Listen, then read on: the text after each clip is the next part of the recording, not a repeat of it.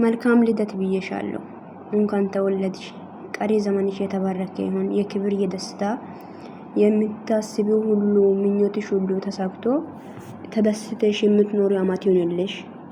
ቀጣይ አመት ላይ ደግሞ ወልደሽ ከብደሽ ልደትሽን የምታከብሪው አመት ይሁንልሽ እና እድሜሽ ላይ እድሜ ይጨምርልሽ። ከኖርሹ በላይ ያኖርሽ እግዚአብሔር። ምንም አክል እኔ የኔ ነገር ወይም የኔ እንጃ ታውቃላችሁ የኔ ጎረቤታችሁ ላይ ከጎረቤታችሁ ጋር ተጣልታችኋል ይባል። ተጣልታችሁ አሁን ሰርግ ወይም የኔ በቃ ደስታ አለ።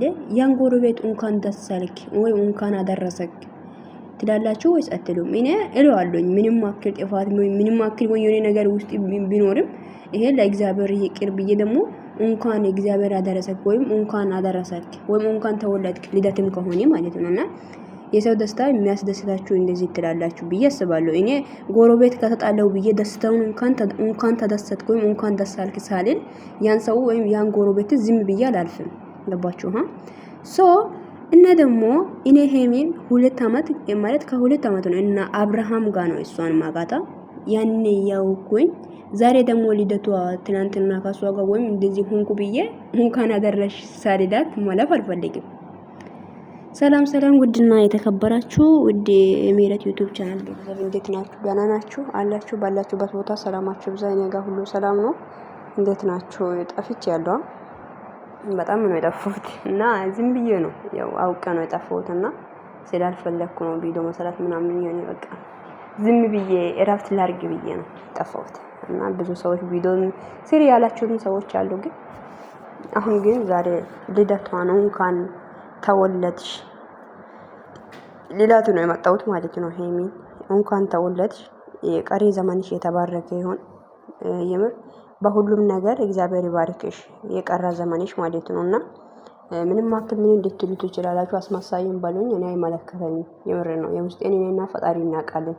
እና በቃ አንድን ሰው ብዙ አመት እየወደድኩ የኖርኩትን ሰው ደግሞ ደስታ ላይ ሲደርስ ደግሞ እንኳን ወይም ደስ አልክ ሳልል ማለፍ አልፈልግም እኔ እና ይሄ ነው ዛሬ ልደቷ እንደሆነ ያውቃለሁ። ልደቷም ነው እየጠበቅኩኝም ነበረ እና ብቻ ደስ ብሎኛል እና እንኳን ተወለድሽ ነው የምልሽ። የቀረው ዘመንሽን እግዚአብሔር ይባርክሽ። ምኞትሽ ሁሉ ይሳካልሽ። ያሰብሽው የተመኘሽው ህልምሽ ሁሉ ይሳካልሽ እና ይሄ ነው የምለው ውዶች። አንድ ነገር ልነግራችሁ የምፈልገው ነገር አንድ ሰው ጋር የሆነ ነገር ሆንኩ ብላችሁ ደስታውን ወይን እንኳን ደስ አልክ ሳትሉ ማለፍ የለባችሁ። እኔ እንዴ ነው የማስበው እግዚአብሔር የኔ በቃ ከሱ ጋር ወይ ማኮርሻለሁ እንደዚህ ብሎኛል እንዴት በቃ ኔቨር እንደዚህ የምር ነው። ደስታው ቀን ላይ የሱ ደስታውን ማካፈል አለባችሁ። እንኳን ደስ አልክ ማለት ደግሞ ምንም የሚከፈል ነገር አይደለም። ገባችሁ? እና ይሄ ነው የሚለው ቀጣይ አመት ደግሞ ወልደሽ ከብደሽ ከልጆች ጋር ሆነሽ ደግሞ ልደትሽን እንደምታከብር አልጠራጠርም። ቀሪ ዘመንሽ አሁን እንደግሜ እላለሁ እግዚአብሔር ይባርክሽ እና ደግሞ በዚህ ምድር ላይ የመጣሽው ቀን ነው። ይሄ ዛሬ ቀን ምንድነው ግን? ዛሬ ምንድነው? ሰኞ ነው እና እንደዚህ አይነት ቀን ላይ ነው የተወለደችው ማለት ነው። ደስ ይላል። ለማንኛውም እንኳን ተወለድሽ። አመሰግናለሁ፣ ወድሻለሁ። እኔ ምንም ቢሆን ግን ወድሻለሁ። እግዚአብሔርን ክርስቶስ ምስክሬ ነው። የምር ነው እና ምንም አትሁኝ፣ ኑሪልኝ፣ ክፉ አይንካሽ። ደስታሽን ማየት ፈልጋለሁ ሁሌ ማለት ነው። ጌታን እኔ የምር ነው ከልቤ ነው የምናገረው እና ተደስተሽ ሲቄሽ ጥሩ ደረጃ ደርሰሽ እንደማይሽ አልጠራጠርም።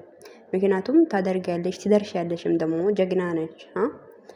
እና ይሄ ነው የምለው ውዶቼ፣ ወዳችኋለሁ። መልካም ቀን ይሁንላችሁ። ጠፍተሻልም ለምንድን ነው ቪዲዮ ማትሰሪ ያላችሁት ደግሞ ለምንድን ነው ቪዲዮ ማትሰሪው? ሰው ስላለ ሳይሆን እኔ ለሚጠሉኝ ሳይሆን ለሚወዱኝ ነው የሚኖረው።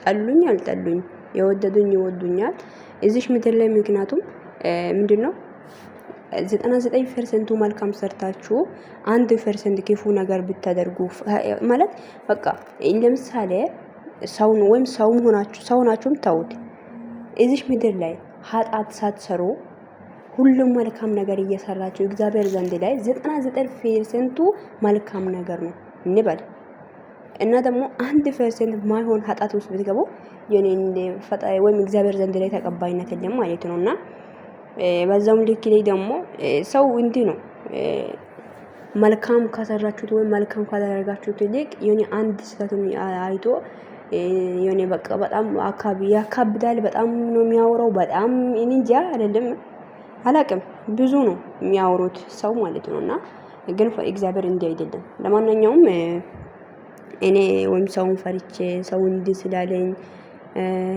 ማለት በሷ ቪዲዮ አትሰሪም አትስሪ ከጨረቃ ፋሚሊ ውጪ ስለተባልኩኝም አይደለም ከጨረቃ ፋሚሊ ላይ ቪዲዮ አይቼ ቪዲዮ መስራት መብቴ ነው ይሄ የራሴ መብቴ ነው እንጂ ሰው ስላለ አይደለም እና ለራሴ የኔ ዝም ማለትም ስለፈለኩ ነው ታውቃላችሁ የኔ በቃ እረፍት ለማድረግ ፈለኩኝ ነገር ማለት ራሱ አስጠልቶኝ ነው እና ለማንኛውም መልካም ልደት ብዬሻለሁ ሄሚ ወድሻለሁ ተባረኪ ብርኪ በይ መልካም ቀን ይሁንላችሁ ወዳችኋለሁ ባይ